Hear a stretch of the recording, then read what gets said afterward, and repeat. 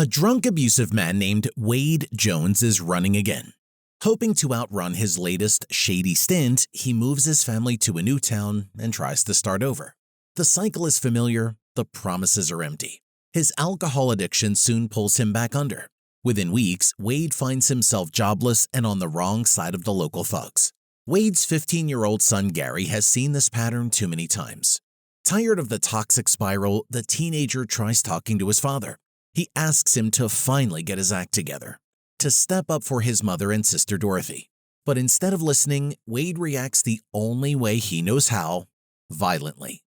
You're just a selfish old drunk.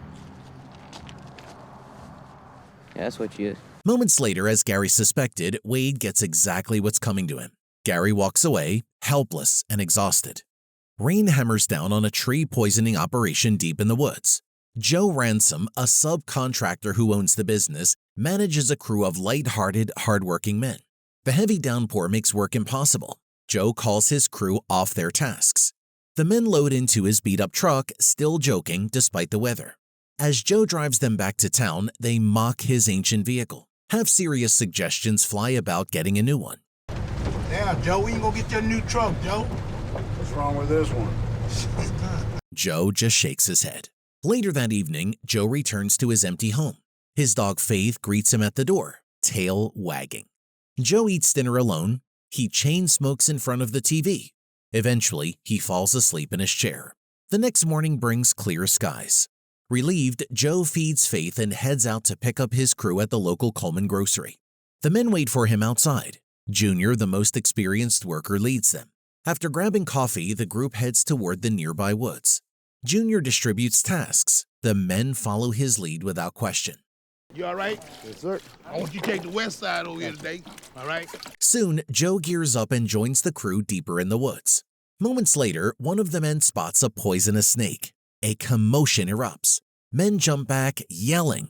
Joe handles it expertly. Calm, efficient. He could be known as the snake god. Gary is playing alone in the woods when he catches a whiff of the chatter. He follows the noise, curious. The young boy approaches the group to see what's going on. Joe notices him but doesn't chase him off. Gary learns what they're doing. Joe subcontracted by lumber companies to kill weak trees and clear the land for replanting strong pines. After listening intently, Gary speaks up. His voice is steady. He asks for a job, for himself and his dad. How old are you? 15. Well, you got 45 seconds to tell me why I should hire you. It's amazing how this teenager has more guts than his destitute father. Joe studies the boy for a moment, then he explains the rules. He pays weekly, every Friday, no excuses, no exceptions. Convinced by Gary's courage, Joe hires him on the spot. Junior steps forward to show Gary the ropes. Put your hand up. You got to swear on something. Now you're on the all-star team. Junior gives Gary some pointers. How to interact with Joe, how to stay on his good side. Work hard, keep quiet, don't complain. There you go. See how you figure that out? When you become a man, you're going to have everything figured out too. Then Gary meets the machete crew. They clear bushes ahead of the main operation. One of the workers demonstrates the technique. He shows Gary how to swing effectively without wasting energy. Try to get low as you can. You gotta clear the path for your teammates. Gary picks it up quickly. He gets straight to work, focused, determined. You gotta crawl before you walk. You got a lot of energy there. By the end of the day, Gary's discipline and hard work have impressed Junior. You know what? You, and you, y'all did a good job today. Joe pays the crew, Gary included. He tells Gary he can bring his dad along if he wants. Gary controls his excitement. He calmly accepts the payment, waits until he's alone. Then he counts the money with utter delight. Eyes wide, a genuine smile crosses his face. He runs home eager to share the news with his mom and Dorothy. He completely ignores the passed-out Wade sprawled on the floor. Good for you, Gary. Joe heads to his regular brothel hoping to spend the night. But the guard dog annoys him immediately, barking, lunging. Irritated, Joe leaves soon after arriving. He returns to the grocery store and chit-chats with the owner, John Coleman. Then he heads to his friend Henry's house. Henry's struggling with a deer. He's trying to skin it but clearly doesn't know what he's doing. Joe steps in without being asked. With practiced hands, Joe skins the deer easily. Where'd you get this deer? It was hung up on the fence over at Mr. Lee's. Henry's wife Stacy watches, visibly impressed. Once finished, Joe demonstrates how to fillet the meat. That's how you do it. Butterfly steak. Wonderful. You see how I did that? His friends watch in awe as he works. Every cut is precise. Joe wraps up the task. He mentions he'll see them later for a card game, wishes Stacy a happy birthday, promises to return on time, then he leaves. As soon as Joe steps outside, his criminal arch-nemesis Willie Russell catches him off guard. Willie has been following him, waiting for the right moment. You see who that was? Yes. A shotgun blast rings out. Joe's hit in the shoulder. Before he can find his gun and retaliate, Willie speeds away in his truck. Hearing the gunshots, Henry rushes outside to check on Joe, but when he gets there, Joe is already gone. Willie flees down the road, hands shaking. He cleans his fingerprints off the shotgun. His mind races, mapping out possible escape plans. Funny how Willie is more shaken up by the ordeal than his victim. In the woods, Gary asks Wade to join him on a trip to town for food. The drunk old man refuses to move. Gary mocks his father's drunken laziness, tries to motivate him. It doesn't work. We'll sit right here in the dirt. Instead, Wade drunkenly teaches Gary how to dance. Despite the deeply buried problems between them, the two share a rare, wholesome moment. Hey, drunk. Come on, get up. It's clear here that despite Wade's intolerable flaws, Gary loves his father. Don't ask me why. Gary realizes there's no convincing his father. He walks around the area hoping to find someone who can help carry Wade home. After a few minutes, Gary finds Willie standing on a bridge. He asks him for a ride. Yeah, I'll give you boys a ride. Come on, where's your daddy at? Willie agrees, hoping to show off his daredevil spirit. He lifts his shirt and shows Gary a scar. He brags that he's not afraid of anything. Then, out of nowhere, Willie asks about Dorothy. He starts insinuating something vile. Gary's blood runs cold. He moves to silence the drunk criminal. Willie retaliates quickly. I don't think I want to give you that ride no more. Wade hears the commotion from afar. He manages to get up, follows the noise, but when he sees his teenage son pinned against the tree by the angry man, Wade just watches. He does nothing. Luckily, Gary rescues himself. He overpowers the drunk man and beats him to a pulp. Then he walks away with his coward father. That night, Joe tends to his gunshot wound at home. He sits in front of the TV, zoning out as usual. Moments later, Faith starts barking violently. Joe snaps out of his reverie. Cautiously, gun in hand, he goes to check. He's relieved to find it's just Connie, one of his acquaintances, at the door. Once inside, Connie explains she's run away from home. Her mother's boyfriend is abusive. After promising to work hard at her cleaning job, she convinces Joe to let her stay. The next morning, Wade and Gary join Joe and his crew in the woods. They prepare to work. Where's white folks you got work? Joe observes from a distance as Wade is inducted by Junior, but Wade doesn't take the job seriously. If they got some water for you, but that's my personal water. Why you drink my water up like that?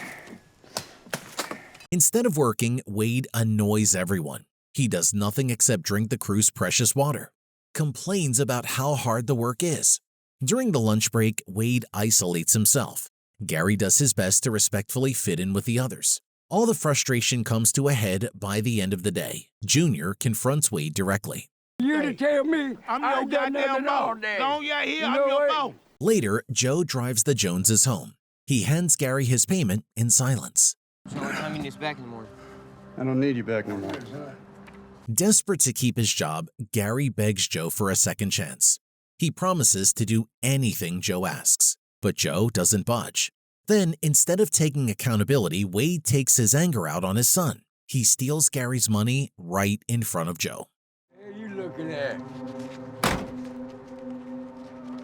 Despite witnessing the altercation, Joe restrains himself. He drives off, silently wishing Gary all the strength in the world. At home, Mrs. Jones tends to Gary's injuries. She tries to excuse Wade's behavior, explains that he loves his family but has issues. Gary refuses to accept that narrative. Your family's all you got. That night, Joe and Connie are hanging out at home when they hear Faith's violent bark through the rain. Joe grabs his gun. cautiously moves to the window. He's shocked to see Gary standing outside, soaking wet, asking to come in. Amused, Joe invites the boy inside. Connie gives him dry clothes. Then Gary pleads with Joe. I need a job. My daddy don't care if he got the job, but I do. Touched by the young boy's desperation, Joe drives Gary to the grocery store. He buys him food to take home. Then he gives him his job back. Schedules to pick him up the next morning. When it dries up, you come down here early in the morning before light, and I'll pick you up and take you to work. The usually detached Joe seems to appreciate Gary's predicament. Gary takes the food home, feeds his mother and Dorothy. Wade never comes home. He tries to survive on the streets. It's all just gonna boil up and wash us away. That night, Joe sits alone thinking about Gary. The kid's in a precarious situation. Deadbeat father, a mother who's usually high, a young sister he has to protect. While admiring Gary's courage and discipline, Joe also sympathizes with him. The boy's been forced to grow up too fast. The next morning, Gary returns to work. He gives it everything he has, gets along with his colleagues, quickly assimilates into the crew's rhythm. One day, the crew pressures Joe to buy a new truck. Gary suddenly announces he wants to buy the old one.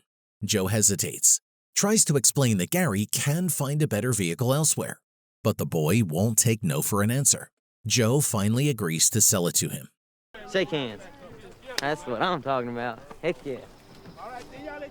A few days later, Wade wanders the streets aimlessly. He spots a homeless man holding a bottle of wine. Wade follows him to a secluded area. Hoping to build rapport, he strikes up a conversation. After a few minutes of small talk, fueled by desperation for alcohol, Wade strikes. A life for a sip of alcohol? This is getting out of control. After committing the heinous crime, Wade drinks the victim's wine, robs him of everything. Then he walks off, not even a glint of remorse. Joe goes to a bar to have a few drinks. He's enjoying himself when Willie arrives with his goons. Willie starts ranting immediately. Maybe it's time we just bygones. Joe keeps his cool at first, listens patiently. Willie demands Gary's address. After minutes of restraint, Joe snaps. He beats up Willie. As he leaves, he orders the bartender to call the cops. Fuming from the altercation, Joe rushes to the brothel, tries to enter, but is once again annoyed by the aggressive guard dog. Fueled with adrenaline, Joe drives back to his house, gets Faith, returns. He releases Faith to attack the guard dog while he spends time with one of the women. Does Joe have anger issues? I suspect so. A few minutes later, as Joe prepares to leave, he sees that Faith has brutally killed the guard dog. Unfazed, Joe picks up Faith, loads her onto his truck, and drives away. After driving a few miles, Joe notices police squad cars following him. He ignores them, keeps driving until they surround and stop him. Irritated, Joe gets out, challenges the officers. I'm just one dude. Freeze, Joe. Put your hands behind your head. Come on. What are you gonna do? Joe. Look, I don't have nothing on me, man. Unfortunately, during the commotion, Faith gets spooked. She jumps out of the truck, flees into the darkness. A drunk Wade shows up at the Jones residence. He barges in, starts ranting. I know you got some money hid around here. Where's your money at? He searches frantically for money. When Gary denies having any, Wade becomes enraged. He demands Gary's earnings, starts trashing the place, finally finds some cash. He proceeds to steal it. A violent altercation erupts. Look at that, huh? What's he doing? Oh, yeah! Yeah! Mrs. Jones watches helplessly in horror as Wade overpowers Gary. Before leaving, Wade threatens to return, to steal everything Gary has. Joe's sent to jail. He's charged with resisting arrest and multiple other felonies. After spending a few hours behind bars, he's released by his friend and ex-con sheriff, Earl. Earl advises him to keep himself out of trouble. Joe heads home, starts calling around to see if anyone has seen Faith. Moments later, Gary arrives at Joe's house. He wants to check on him after hearing what happened. Touched, Joe opens up a little. He tells Gary about himself. Did 29 months in the penitentiary for assault on a police officer. Then, Joe decides to take Gary along as he searches for Faith. He shocks the young boy by tossing him the keys, lets him drive. Gary jumps in, excited to prove he's ready to own a truck. During the drive, the two bond. Joe gives Gary driving tips, general life lessons. Don't wave to them. They know you're guilty of something when you wave. Yes, sir. Albeit unusual, Gary finally has someone to look up to. The two leave the truck, search for Faith in the woods. They ask around if anyone has seen her. I meant to get around to doing that, but I did a halfway job on my dog. A halfway job? After spending half the day searching with no luck, Gary suggests they return to the street where Faith was last seen. They find her standing there idly, waiting. Dog likes you. Gets a lot of scores. Yeah. Joe drives Gary home. To show his appreciation, he gives Gary his lighter as a keepsake. Joe then drives home, finds Wade wandering the streets. He decides to give the old man a ride, but when Wade starts mouthing off about Gary, Joe aggressively threatens him. A few days later, Joe visits Gary at his house. Gary shares that he's worried about Dorothy. She's recently gone mute. He wants to protect her. What's most important right now is me taking care of Dorothy and Mama. Joe listens carefully. Then the two head to the local car dealership. Joe gets himself a new truck, passes his old one to Gary, who excitedly accepts. Joe refuses payment for the truck. Instead, he promises to help Gary get insurance with the money. Hey, Joe. Thanks. As Joe heads home in his new truck, he's stopped by a young officer. The cop greets him politely, asks him to take a breathalyzer. Joe's immediately pissed off. He refuses the order, speeds off. Shocked, the officer jumps back into his car. A high-speed car chase ensues. After a few miles, the officer cuts Joe off, forces him to stop. Joe gets out, beats up the officer. Then he flees to his house where he finds a disappointed sheriff Earl waiting for him. Joe remains calm. He invites the sheriff inside. Earl tries to make small talk. Why you want to go back? Why you want to go back to the damn penitentiary, man? Joe listens half-heartedly while reading a letter from Connie. The young girl has left his house to figure things out on her own. The two bond momentarily over their distant families. Then Earl gets straight to business. He admits the young officer was wrong to challenge Joe for no reason, promises to give the officer a subtle punishment. Then Earl gives Joe a final warning: get his act together or end up back in prison. One night in the early hours, Gary shows up at Joe's place. He asks for help. I need to borrow the truck. What happened to you? Seeing how banged up the boy is, Joe invites him in. Gary explains that Wade beat him up, stole his truck. Joe tries to calm him down. Just stay here with me. You'll be safe here. But things get worse. Gary refuses Joe's offer to bring his mother and Dorothy to stay with him. Then he reveals the horrifying truth. Wade has driven off with Dorothy. He plans to sell her to Willie. Seeing how anguished Gary is, Joe knows there's no other way. He decides to help. Packs his gun, sets off with the boy. Wade drives to a secluded area by the bridge. He waits for Willie and his goon to arrive. Once they do, Wade negotiates coldly. He charges them $60 to let them rape his mute preteen daughter. He then cruelly introduces Dorothy to Willie, locks them inside the truck. Joe and Gary drive as fast as they can. They arrive at the bridge. Joe mentally prepares for the looming battle. If anything happens to me, you get your ass out of the way. You hear? You take my truck and get out. Luckily, they reach the men in time. Joe announces himself loudly. Joe attacks immediately, holds the men at gunpoint. Gary rescues Dorothy, ignores Wade's desperate calls, drives off with a promise to return with help. As Willie continues to mumble and plead at gunpoint, shots are fired from an unexpected location. Willie drops dead. Joe follows Wade onto the bridge. He tries to shoot him twice, misses both shots. Then he runs out of bullets. It doesn't matter, an exhausted Wade takes matters into his own hands.